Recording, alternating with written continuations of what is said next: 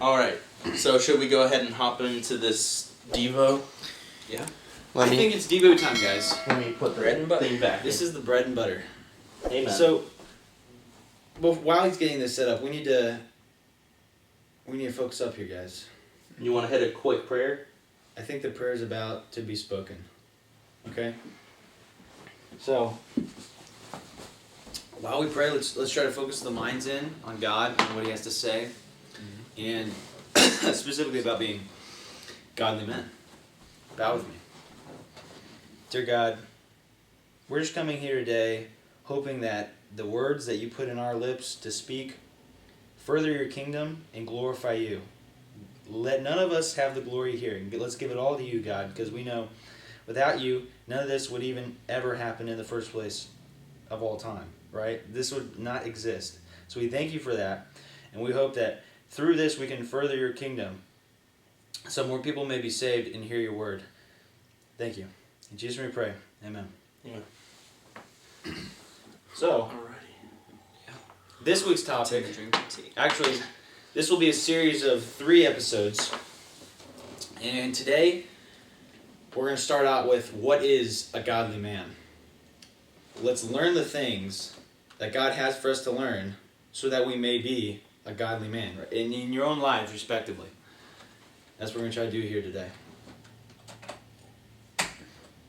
Yeah. So here's a brief overview of what our plan is for this lesson. We're going to talk a little bit about being faithful in your relationships, because this is a very big key. This is especially key in 2 Timothy, where Paul is conveying what is needed for a godly leader in the church. But this is very much can be applied to you in your own life as a Christian in general. And we're also going to go over just a quick. This one's a little more shallow, maybe more light, but not being a drunkard. And this really isn't. Actually, this is very important. You need to not be drunk. I don't know the whole ethical or moral or theological decision on alcohol itself, but I do know it definitely tells us do not be drunk. And that is very, very key.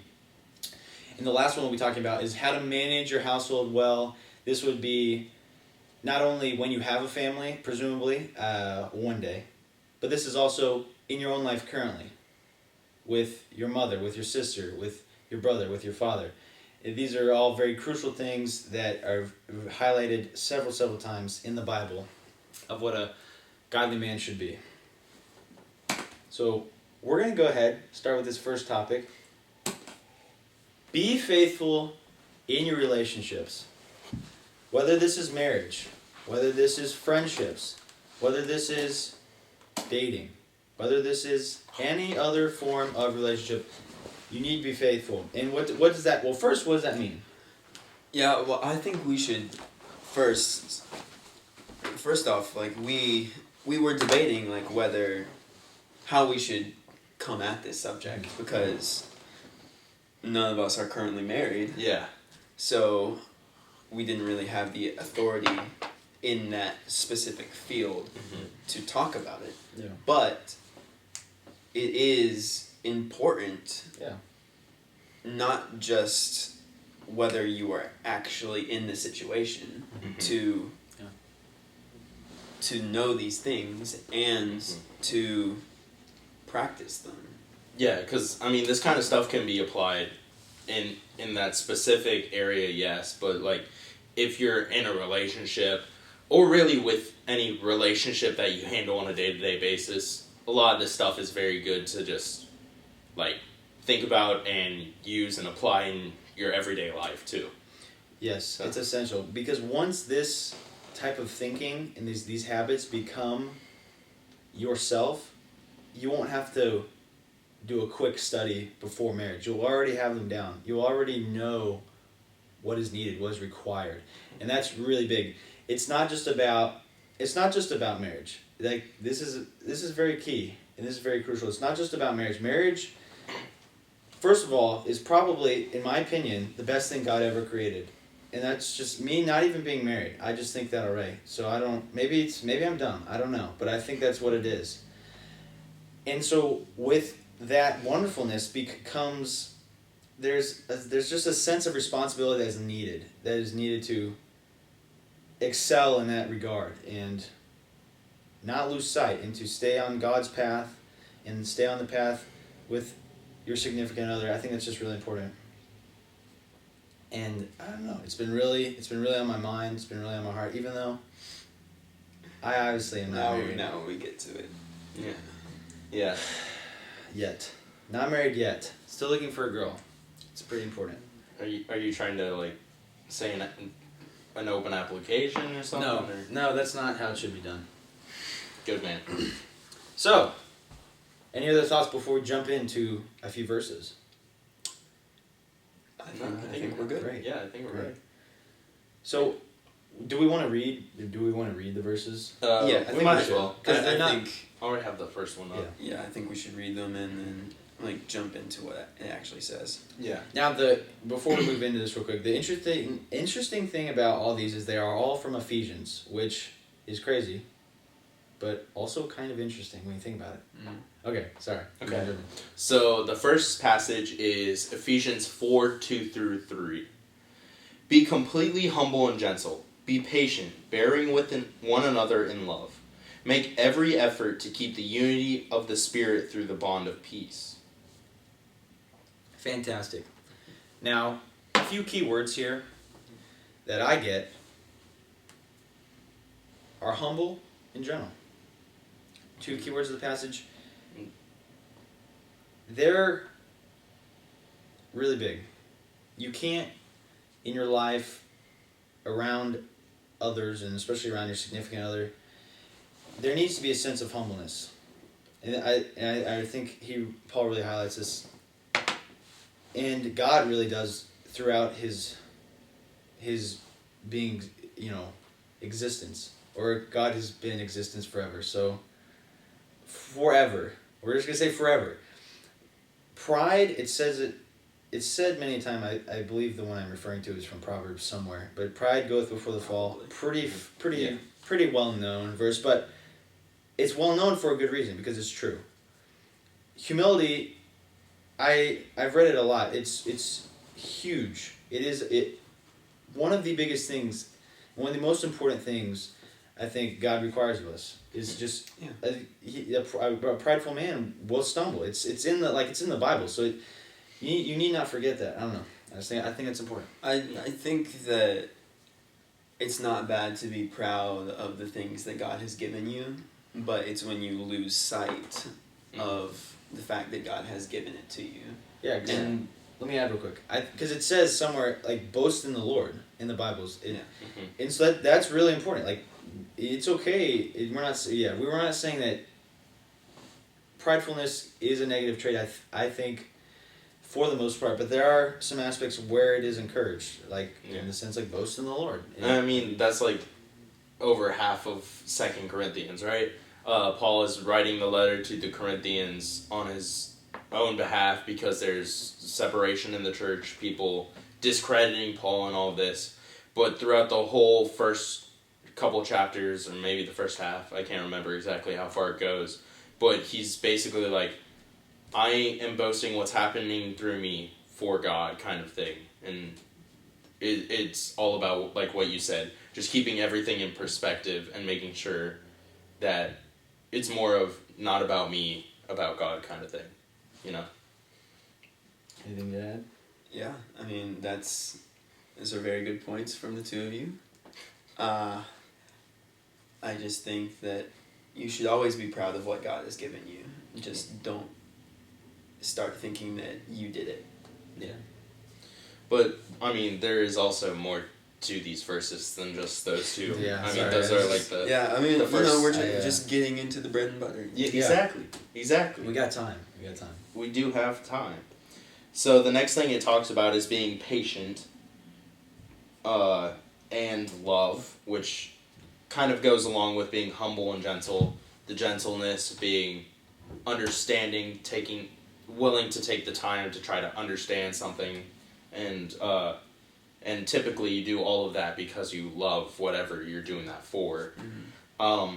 But then these two verses wrap up with saying, make every effort to keep the unity of the Spirit through the bond of peace. Yep.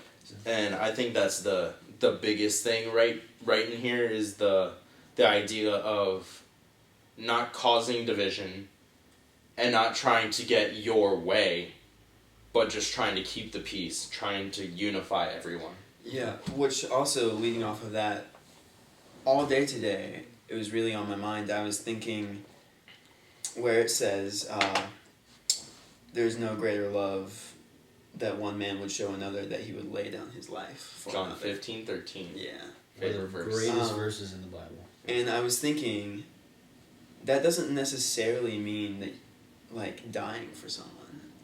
Mm-hmm. I mean, it does, but also, you lay down what you want for the good of someone else. Yeah, I think the biggest part of that verse is the just idea, the idea of being willing to. Yeah. I mean, it's obviously talking about Jesus actually dying for us and saying that it's practically impossible to reach that level of love. Yeah. But it speaks volumes when you're willing to give up whatever you had to take care and love something else. I mean, I think of that a lot because, I mean, you all know this, but I'm adopted.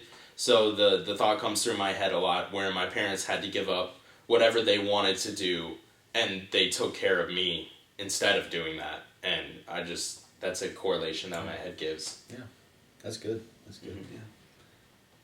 So wrapping this all up here with this first verse, this first set of verses. In verse 3, we hear it say, "Make every effort to keep the unity of the Spirit." And how are we going to do that? We're not going to do that by being boastful, verbosive. That's not even a word, but we're not going to do that by having those attributes, by being demanding and by not being patient and by being overbearing. I mean, all these words highlight what is needed to keep the unity in the Spirit in your relationships, in continuing in the faithfulness of them. And I think that is really key. That is the key cornerstone of this verse 3 right here. I don't know. I really like where that's going. Yeah. Okay. Should we go ahead and move on to the Yeah. next? Elijah, you got this one? Yeah, as soon as I find it. Okay. You know? It's the next chapter. Yeah. Do you not have the Bible app on your phone? No, I have an actual Bible. Well, hey, no need to come for my soul like that. I also, too, have a Bible. Hey, patience. Exactly. Gentleness. Self-control. Humility. Peace. Fruits of the Spirit. Love, joy, Peace, patience, kindness, goodness, faithfulness, gentleness. self-control. Alright, so now that we got that out of the way, the next verse is Ephesians 5:25. Yes. Husbands, love your wives, just as Christ loved the church and gave himself up for her. Okay. This one's a little shorter here, and in fact, with our next set of verses, we chomp the bit of this as well, and we kind of go a little more deeper into this. But just starting off here, we need to love our significant others, right? If we don't have love, then we're nothing. I mean, this is said in the Bible, somewhere in Corinthians. Without love, you're just clanging. 13. Yeah, 1 Corinthians 13. he knows it. The love chapter. Yeah. Without that, we're nothing. Mm-hmm. And I think that's really important. I know I keep saying a bunch of things are really important. I mean, I think it's because they are. Yeah, that's the point. This is what we're highlighting here. And yeah, I don't know. Do we have anything else to add? I mean, the point that we have on the PowerPoint, which we have like off the screen. If you're watching the video, you'll be able to see it. Yeah, we'll have it in the video. But it says God has given her life to us. And which you wanna? Yeah, I'll go ahead. I'll explain where I was going with that. Essentially, it says, "Husbands, love your wives just as Christ has loved the church and gave himself up for her." I was listening to Paul Washer the other day, Baptist preacher, and I don't remember exactly what he said, but it was on a male marriage, seeking thing, and he was saying how it's like the church is referred to as the bride of Christ, right? Well, your wife is your bride, not in the sense, I don't know, in a bad way, but Christ has given, it's like, well, we have maybe a cliche of the overbearing father who has a daughter, and then a boyfriend comes along, and the father is very mean sometimes. I think that is sometimes done in society. But God is her father, right? And we need to be aware that this is not just some frivolous emotion or frivolous person. This is God's child, just as you are God's child. This is not something to be taken lightly, to be taken for granted. And I think really what I mean by God has given her life to us is that we need to love her just as Christ has loved the church and has given himself up for the church. This to me is probably the most important right here. If God has led us to her, we should treasure her as much as God treasures all of us. Exactly. That's a good way to put it. Yeah, that was good. Okay. So do we want to move to the third point after that? Yeah, just Yeah. the rest of the chapter. Yeah, we're just going to go ahead and finish out Ephesians 5 here. I'll go ahead and read it. Husbands, love your wives, just as Christ has loved the church and gave himself up for her, to make her holy, cleansing her by washing with water through the word, and to present her to himself as a radiant church, without stain or wrinkle, or with any blemish, but holiness and blameless are the two attributes she should have. In the same way, husbands ought to love their own wives, and love their own as they love their own bodies. He who loves his wife loves himself. After all, no one ever hated their own body, but they feed and care their body, just as Christ has done with the church. For we are all members of the body. For this reason, a man will leave his father and mother and be united to his wife, and these two will become one flesh. This is a profound mystery, but I am talking about Christ and the church. However, each one of you has also loved his wife as he loves himself, and the wife must respect her husband.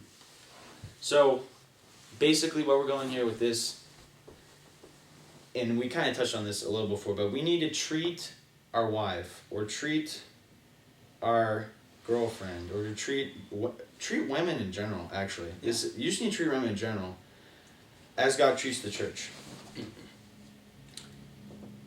Really, this is what I drew from this. It was really big. It says here, make her holy and cleansing by washing her with water of the word and presenting her as a radiant church without stain or wrinkle. What this means is, like Elijah said, you need to treasure her.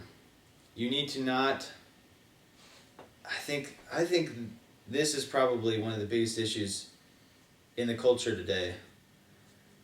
Now, I mean, not necessarily with just like prostitution, but with literally just relationships that people have with each other romantically. It's almost like they're using each other. I see this so much. That is not what God calls us to do. That's not his plan. And in all these relationships that people are getting into, they're not healthy and they're not good, and really the only reason is because they're not what God has intended. It's very pleasure based kind of thing. And I mean, it to me it's also saying the fact of just like it says somewhere else, I don't remember where in the Bible, but it says iron sharpens iron. This is also kind of giving husbands / whoever in the relationship the responsibility to nurture not only the relationship but the spiritual growth as well. I mean, as it says, to be able to present her to himself as a radiant church, I see that as being, y'all need to be able to work together and walk down the path towards God and getting closer with God together so that you can both increase each other as you go along.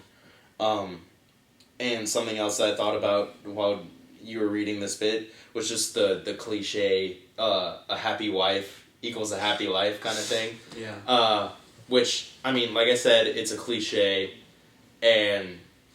mostly a joke between guys, but every joke has its own truth, and every cliche comes from somewhere. Yeah, that's true. That's very true. Mm-hmm. Is that all you had? Yeah, that's all I had. Okay. But going back to what you said about treating all women with respect, like, of course, most guys treat the girl that they're in a relationship with, very well. But I think just like all people are made in the image of God, just as you treasure someone you love, you should also treasure anyone. Yeah. So I think it is really important to respect everyone in that way. Yeah. Yeah, because, I mean, the way I see it, and the way I've thought about this for a while, is everyone is in your life for a reason. Yeah. And they all have something to attribute to it, right? And, I mean, it's kind of a loose connection, but it's kind of like how at the end of Joseph's story in Genesis, he says, "You meant to hurt me, but God meant it for good." Mm-hmm. So, I mean, it's just a reminder that everything happens for a reason, and everyone that comes into your life, whether they are good or bad, whatever that may mean, there's a reason that they're in your life, and there's something to come out of it. Yeah. Well put. Okay, guys. Let's see if we can get this slide to work. We got a question. Wow. Oh, yeah. He's skipping the question. It's okay. It didn't work. It's okay. It's okay. It's okay. So we have a question here for everybody. We're going to go through it, but keep this and remember this and question your own soul about it. What does it mean to feed and care for the body, or in the term here, your wife, feed and care for her as Christ does for the church? What does that exactly mean? Like, I think we touched on this a little bit, but going into more detail, what are the types of things that we need to do that Christ does for the church? What are those things? Well, I mean, it's like I said earlier, iron sharpens iron. We need to constantly be pushing each other's spiritual growth, and that we're always walking towards God and not staying stagnant or going away from God. Accountability. Yeah. It's a big thing. I really like how he puts it, and I really like how the Bible puts it. The iron sharpens iron. That's so key. I mean, it's so key. People oftentimes find themselves linked up with unbelievers in relationships, and I'm not entirely set on how I feel about that, but I will know this. It is incredibly hard, I think, to stay faithful to God when you are in a relationship with someone who does not seem to care about that, because their motives and their goals would not be Christ-oriented, as I would hope a professing Christian would have. I don't know. I don't know. Yeah, that's a good point. Yeah. You have anything to say on that? Yeah. I think, I do think that you probably should not be in a romantic relationship with an unbeliever. But I also believe that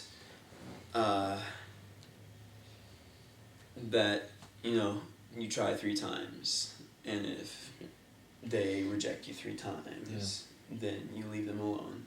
Like, as it says in the Bible, if you try 3 times to bring them around and then they still reject you, then you leave them. But I think everybody deserves a chance to hear the word, and then they can choose whether they believe or not. Yeah, absolutely. But I do think that you should not knowingly yoke yourself. Yeah. Mm-hmm. Okay. I like that. So, guys, that was... No, keep going. Okay. Keep going. So, guys, that was the conclusion of the first little section of today's lesson. Being faithful in your relationships, and more specifically with your romantic relationships. But we're going to move on. We're going to move on to the subject of drinking, and more specifically, do not be a drunkard. It states it incredibly plainly. Don't be a drunkard. Now, have yourself a cup of tea. A cup of tea. The British people like it. Americans are coming around, I think, maybe. It's alright. I would just give it 5 out of 10 personally. But Depends what kind of tea. depends on peppermint tea. I would strongly recommend. Great value peppermint tea. Great Not value sponsored. peppermint tea. Non-sponsored yet. Well, actually, I don't know if I want to associate myself with that brand. Well, that's in the future. Okay, that's irrelevant to the topic. It is. It is irrelevant. But we're gonna talk about drinking, and specifically, don't be a drunkard. Nice. Finally. Okay. It's working. Too far. It's working too far. guys. Alright. So, the first verse that we have on this topic is Galatians 5:19 through 21. I'll go ahead and read that one as I pull it up. And this, before I read it, it says that this passage talks about being warned against drinking and drunkardness. And also it lists a bunch of acts of the flesh, but Yeah. we try to specifically highlight Drunkenness. Thank you. The acts of the flesh are obvious: sexual immorality, impurity and debauchery, idolatry and witchcraft, hatred, discord, jealousy, fits of rage, selfish ambition, dissensions, factions and envy, drunkenness, orgies, and the like. I warn you, as I did before, that those who live like this will not inherit the kingdom of God. Okay. It's harsh. I think harsh, but good. I don't just like the painful letter, Yeah. Yeah. In Corinthians. sometimes things need to be said like they are. Need to be stated plainly. Mm-hmm. They need to not be sugar-coated. And this is one of those things. He makes it very clear that an act of the flesh an act of the flesh would be the sin. It would not be related to God. They'd be separate. It lists a varied amount of different acts of the flesh, but the one we're going to be specifically talking about is drunkenness. Well, even before you go straight to drunkenness, I mean, a very common theme among all of these different acts of the flesh are the idea of selfish ambition. Mm-hmm. I mean, it says that in the middle. Yeah, it does. Yeah. But the idea of I want what I want when I want it, and I'm going to do what I want when I want. Is a very good... Yeah, all these things like envy... Sexual immorality. Yes. Impurity and debauchery. I mean, it all fits under links back to really does. What you want, yourself. Yeah. Exactly.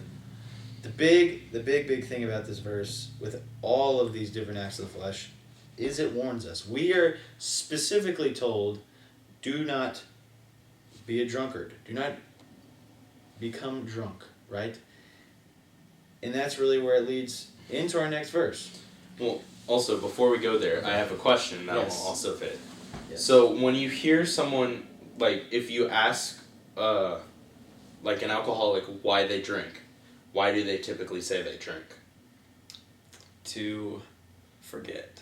They drink to forget, right? Mm-hmm. They drink to forget or to escape from whatever they're having to deal with. Mm-hmm. Which then goes back to the idea of, I want what I want. Yeah. So if that means I have to put something inside myself to help me forget, to escape, to separate myself from the reality, then they'll be willing to do it. Yeah. And that also goes along into the next. Yeah. Mm-hmm. Okay. The next verse. So you got that one? Yep. The next one is Ephesians 5:18, Mm-hmm. and all these will be on the screen as we're reading them.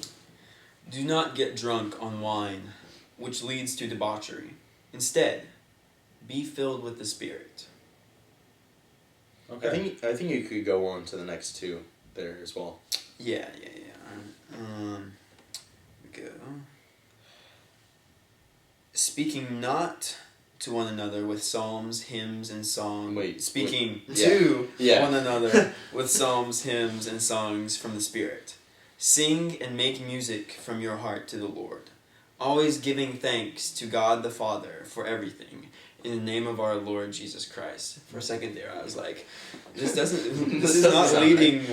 where I thought it was. Yeah. Okay, so I have the definition of debauchery, and it says the excessive indulgence in sensual pleasures. And this is kind of ties back to what Merritt was saying earlier about I want what I want when I want it, and I'm going to do that. It's not only, and actually it kind of just ties back with how to get drunk. The excessive indulgence, right? Obviously just drinking one glass of wine. I don't know. I don't drink, obviously. Yeah. But I would presume, and Hopefully what none I've of us seen- do, seeing Yes. that we're all under the legal Yes. age of drinking. We do not drink, okay? Probably never will. Yes. Yeah. Here it is. The excessive indulgence. That's what debauchery means. And this is really the whole thing of drinking, of being drunk, right? It takes an excessive indulgence, and therefore it is debauchery. I don't know. That was really why I wanted to get out there. It's kind of a systematic point of view here. We've been warned. Now we definitely know it's bad because it's debauchery, and then we've been warned obviously just because it's in the list of acts of the flesh. But to really hammer it in, we have a good 2 points, because in Galatians it lists debauchery just kind of as a side to all the other acts of the flesh, or with the other acts of the flesh. But in Ephesians 5:18 we get a better picture, I think, of what debauchery is, and then once we know the definition of debauchery, we can very much associate that with getting drunk and drunkenness in general. Mm-hmm. And that's what I had with that. Alright. Okay. I got the next one pulled Okay. up, so, just in case you didn't. Yeah. So the next one is Isaiah 5:22, but I'm going to read through the end of 24 as well. Woe to those who are heroes at drinking wine and champions at mixing drinks, who acquit the guilty for a bribe, but deny justice to the innocent. Therefore, as tongues of fire lick up straw, and as dry grass sinks down in the flames, so their roots will decay, and their flowers blow away like dust. For they have rejected the law of the Lord Almighty, and spurned the word of the Holy One of Israel. Good. Yeah. I like the King James version of this Yeah, verse. give it Yeah, go ahead. It's- Hit us with it. Yeah, I think it really punches it in even harder. Woe unto them that are mighty to drink wine, and men of strength to mingle strong drink, which justify the wicked for reward, and take away the righteousness of the righteous from him. Therefore, as fire devoureth the stubble, and the flame consumeth the chaff, so their root shall be rottenness, and their blossom shall go up as dust, because they have cast away the law of the Lord of hosts, and despised the word of the Holy One of Israel. Good. I did like that. That was nice. The King James Version, I think, is underrated Yeah. a lot of times. Okay. So, essentially here what we have in Isaiah 5:22 is it just says it. It comes right out and says it. Woe to those who are hearers of drinking wine, and woe to those who are drinking a lot of wine. That really hits the nail on the coffin, in my opinion. It not only we've been warned, we know it's debauchery. Woe to those who drink excessively. Woe to those who are hearers of drinking. Like, this is all we need. This is all we need right here. And I mean, Peppermint tea. yeah, that's all we need. The peppermint tea. Yeah. But even like how I read a little longer in this passage, I mean, it basically says that following these kind of conventions, getting drunk, being liable to bribes and not to justice and all that kind of stuff, it basically says that it's really hard to set up roots. Yeah. And if you're going to try to be a godly man and set up a home, set up a secure place for you and your family, you can't really do that under drunkardness and debauchery and that kind of things, because you can't set roots deep. Because like it said, it will take you up like the fire taking up dead grass. And if you don't have that firm, solid foundation that includes self-control and all of that kind of thing to prevent yourself, self-restraint was what I was looking for, to prevent yourself from going down that way, it will be incredibly more difficult to lay down the kind of path you're trying to follow in life. Yeah. And I think here, it not only just says, woe to those who are here's drinking, and then the bribes and the denying justice of the innocents. It says later in the verse, not only will they not grow roots, the roots will decay and they'll fly away, but they've rejected the law of the Lord Almighty. It's the law of the Lord, guys, right? Like that really is all you need.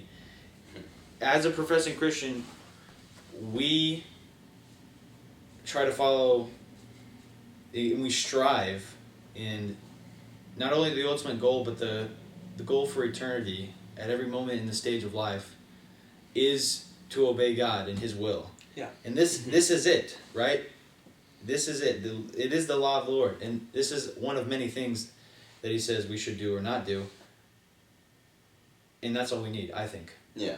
Drunkenness is clearly not correct. It's not what we need to be doing. And the question we have on the slide says, why is drinking and particularly getting drunk an act of the flesh? Which, I mean, we've already answered that, but we encourage you all to take the time at home to think about it for yourself versus just taking an answer from us. Yeah. Same with this whole devotional. We want to give you this as a way to look deeper into the word yourself versus just, I listened to something about Jesus and marked the check off. But like we said, it's very self-pleasing. It's trying to get yourself to forget or escape, which is not how we should go about doing things. Exactly. Actually, well, I have one more thing, like tying into, you kept saying this is all we need, which that tied into my notes I was making this morning. Like, as a godly man, like, what greater desire should we have than to please our Lord? Like, what do we have to lose? Yeah. Well, I mean, also to think about the question, that's all, or the statement, that's all we need. I mean, have y'all, I know I've talked to you about it, but have y'all heard the story of George Mueller? It sounds familiar, but you could refresh. Okay. Yeah, I'll give a quick story of it. So basically, George Mueller opened an orphanage for many kids, but they didn't have money. So he never asked anyone for anything, but always prayed that God would provide and trusted in God to provide for food for the kids and stuff like that. So there's a story that's known about him where one day all the kids were waking up and getting ready to go to school, and they came down for breakfast, and they had no milk to drink, not even crumbs to eat. And right about that time, they were like, okay, let's just go ahead and pray, thank God for what we have, and pray for His provision, right? And basically, as soon as they finished praying, the local baker knocks on the door and was like, hey, I had a dream. I felt God speaking to me to bake y'all some bread, so here's some bread. And then the local milk truck broke down in front of their house, and the milkman allowed them to drink as much milk as they needed. Or not even just needed, but wanted, which is a good thing, because God tends to not only provide solely our needs, but He provides in abundance. Yeah. I mean, he gives us every blessing we have. And we think about it, especially if you live in America or any Western country or in fact, anywhere really, almost anywhere, you have an overabundance of needs and wants, and that's God. You know, that's not your provision of your own life and your job. God, you know, God's given us all that, and I don't know, that is, that's something to think about. Listening to that story, it made me think, like, a lot of times people ask for things of God and expect it to just appear. Yeah. Like, but then, like, listening to the story, like, the way God works is he uses other people and uses circumstances just to happen, and it will happen. Yeah. He doesn't just snap the fingers and make it appear for you, but it will happen in his time. And I mean, the thing also to keep in mind is the fact of from what I've read, is George Mueller and the kids in the orphanage and his wife were not specifically going like, okay, we need food, God provide this food for us. They came from more of a thankful spirit for what they have been given before, and just praising God for who he is and what he's done already. Not really with much expectation for anything. Yeah. In every circumstance, give thanks. Yeah. Which then also goes back to the be humble, gentle, patient, loving kind of thing that we were talking about earlier. Okay. And that story about managing a household of orphans kind of ties into this upcoming topic of managing your household, and in particular managing it well. Okay. I will read this first verse, and in the meantime, somebody talk while I find the verse. Alright, so as we said, this part is about managing our household well, and this first verse that Johnny's going to read for us talks about providing for the whole family, just like the George Mueller story that I just told. Yeah. And I'll just go ahead and read it. So in 1 Timothy 5:8, it says, "Anyone who does not provide for their relatives, and especially for their own household, has denied the faith and is worse than an unbeliever." So, what we get from this, what I get from this, is first of all, we gotta provide, guys. Like, when we have families, provisions must be acquired somehow, right? It is not, and it even goes as far to say is not just for your own household, but for your relatives, like just your like the cousins, right? The uncles, the aunts. This is really important. This is really important. We can't rely on, say, like our parents, theoretically, like if they were paying the credit card bills, if they were paying the mortgage, if they were doing any of those type of things, that's not us, guys. We're not providing. It really makes a point here. We need to provide for our own family, and if we don't, we're worse than an unbeliever. Like, do you know how, like, do we know how important that is, right? Yeah. So the other day, I think it was Saturday, I think it was, you were talking to me. You said, what reason is there, like, not to get married as soon as you can? Well, I specifically said there is no reason not to get married as soon as you can. Yes. Yeah. But, like, my reason, like, so, okay, getting married. Yeah, that is a good point. Getting married is not as important. But if you want to start a family, like, I will want to be, like, pretty stable before I started a family. So that is what marriage is very expensive. That is that's a large reason for why I would want to get married as soon as I am able.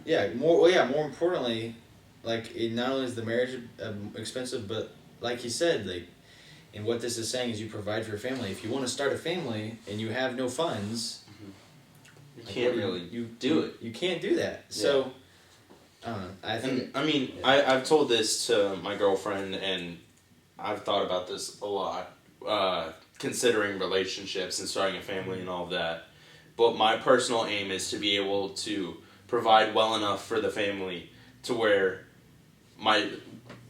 this is just like on a relationship basis kind of thing, but I want to be able to provide enough so my wife has the option to choose if she wants to stay at home, if she wants to go work. That's or crazy. anything I like have that. the same idea.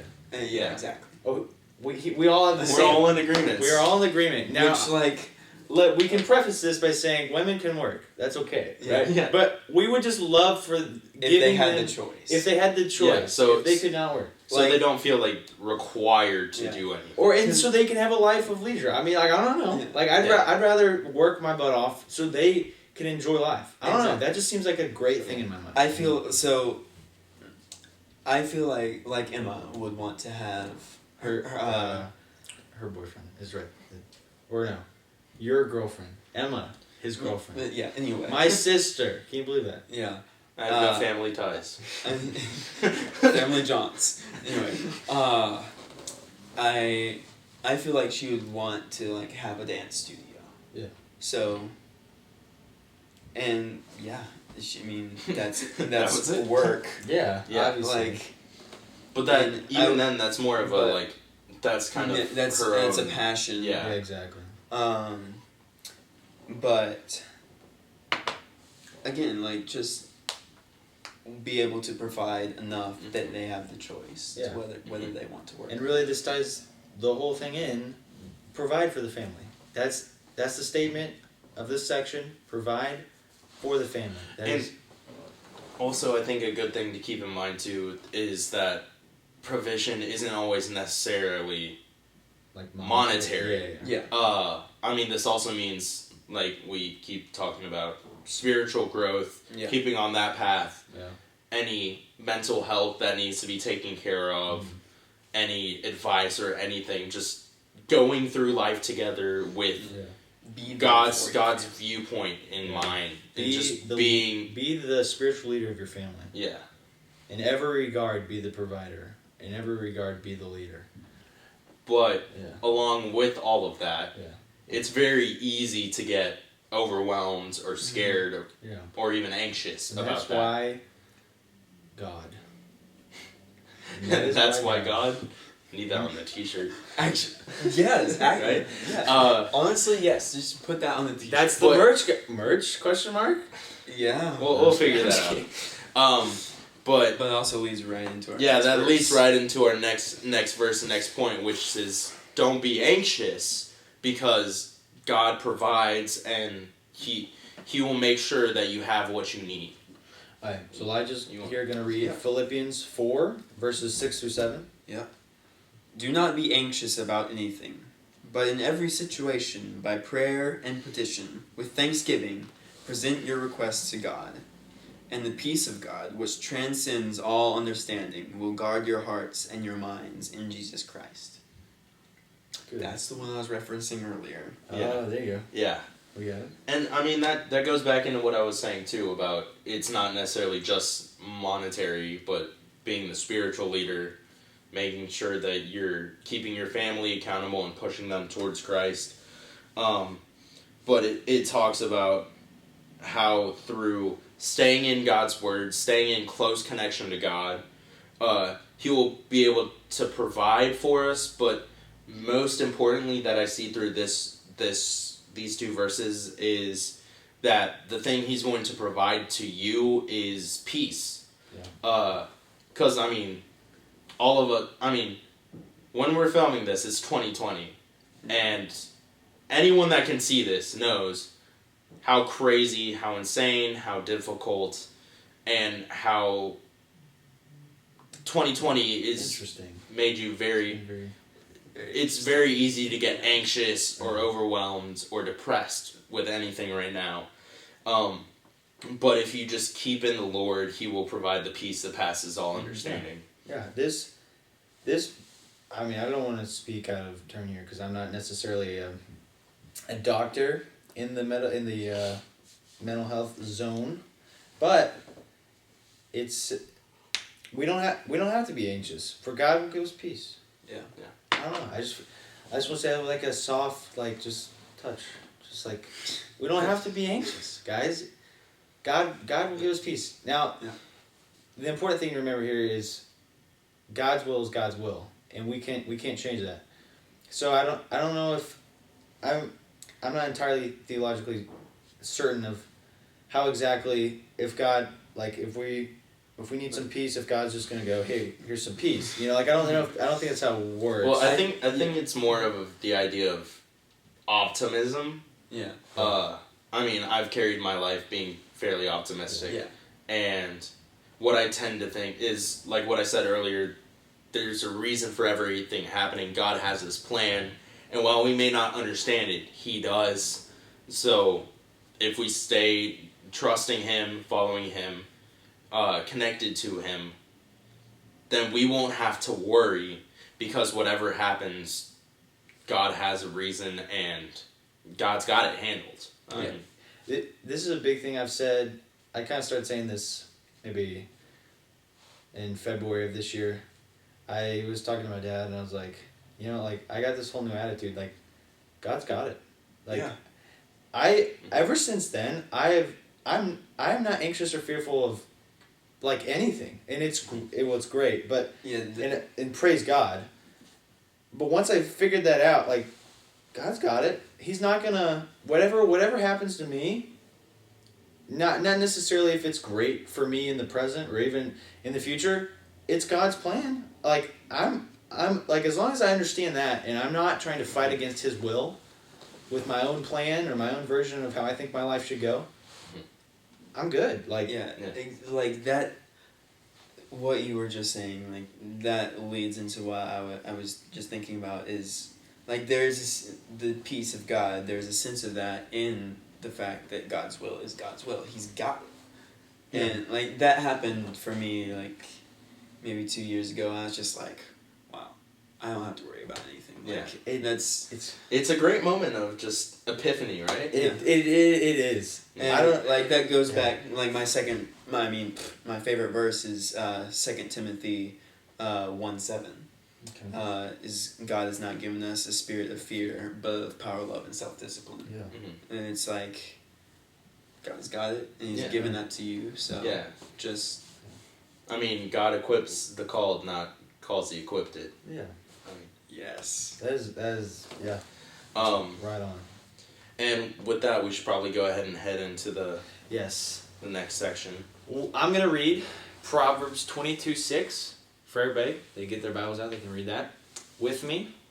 And this is really talking about training your children in the way they should go, in the will of the Lord. So I'll go ahead and read this. It says, "Start your children off in the way they should go, and lead them, and even when they're old, they will not turn from it." Now, this is short. This is not an incredibly long passage, so I'll go ahead and read it one more time. "Start children off in the way they should go, and even when they're old, they will not turn from it." For me, this is so crucial when thinking about having a family, which I do. We need to lead our children right. And that should bring you a lot of fear and a lot of, I know we just talked about not being fearful, but that should bring you a lot of fear and a lot of, what's the word? Responsibility. Responsibility. Yeah. You need to feel this responsibility, because these children will, when they are children, after that, when they are no longer children, everything they've learned in their children will make them what they are as an adult. And you have to lead them right. And just think about that. Just think about that much responsibility. And I mean, it's like they always say, children are the next generation. I mean, they're always, it doesn't matter what it is, political, non-political, anything. They're always like, the kids are the next leaders, the next generation to take over. And I mean, we are. Yeah. I mean, I say we because, I mean, we're getting to that. Yeah. But children are always the next generation. I mean, logically that makes sense, but even it brings, like he said, the responsibility that we got to be that spiritual guide and that spiritual anchor to put them in the right way. Yeah. Because after they are no longer children, hopefully they will go and stay that way. Yeah.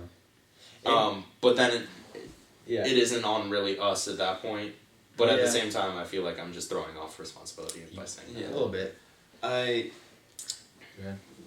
what I really want is for my future children like to be able to talk to me about anything. Yeah. And just like be that rock for them. Yeah. Like Yeah. Yeah, absolutely. So whatever is going on with their lives, they can't like they want to talk to me Yeah. about it. Like Yeah. they're the guy you go to. Yeah. Yeah. I I think. agree with that. Yeah. Yeah. Now, and this is not necessarily related, but this is why single motherhood is so very much not a good thing. I know people don't like that because it's probably not a very popular opinion, but I don't care. It's not. There needs to be a father and a mother, and right now we're talking about fathers, obviously, but there needs to be that dynamic. You cannot just have one of the two, because that's not how God. That's not how God did it. It makes it a lot more difficult. And not even just, it's just not how God intended it. He intended the children to be raised by a mother and a father together. That's what I believe. Sorry about that. A little tangent. But going back to Proverbs 22:6 and talking about raising our children in the way they should go, in the will of the Lord. That's what we should do. For me, that's pretty. Yeah. Also, like, not just train them as in like tell them this is what you should do, but Yeah, like robots. but like raise them to want to do it. Yeah. Show them the way. Yeah. Show them Lead the by right- example. Well, I Exactly. mean, this has always been a conversation of like God giving us free will or Yeah. not. I mean, God knows all. God has all power. Why don't we all just believe Him and worship Him? Why doesn't He make us? Because it's more about the yearning and the longing of it yourself. Like how a child longs to be comforted by their parents when they get hurt or something like that. Or not even just when they get hurt, but they long for the love of their parents. That's what God's trying to instill with us as well. Where we are constantly yearning for His love, His comfort, and just for Him in general. And I think it's a very beautiful example of how He does that. Mm. This is not entirely related, but it is very much related, I think. When we are deciding whether we should start dating and therefore start marrying, we need to make sure that we can do this. Like, this is something that we have. We cannot just hope that when we become married and we have children, that this will just fall into place. Like, this needs to be something that we strive pre-marriage. This is not, at least in my opinion, this is not something that this is learnt in marriage or learnt with kids. This is something that you need to grasp pre-kids, pre-marriage. All of this. Yeah, it's something you gotta set in line now to be ready to continue on. Which Exactly. like I hear a lot of adults say, like I didn't know what I was doing when I first had kids, like like young. Yeah. So I think it really is important to really know what you are getting into, Yeah. not necessarily getting into, but going for. Yeah, and even then, I think it's even more of just being steady and firm in God and His Word. Yeah. So you can go ahead and set those principles for yourself. Yeah. And then when you reach that point, set those principles for your family, for the people around you, For and your all of that children. kind for your children. So they can see you living that out.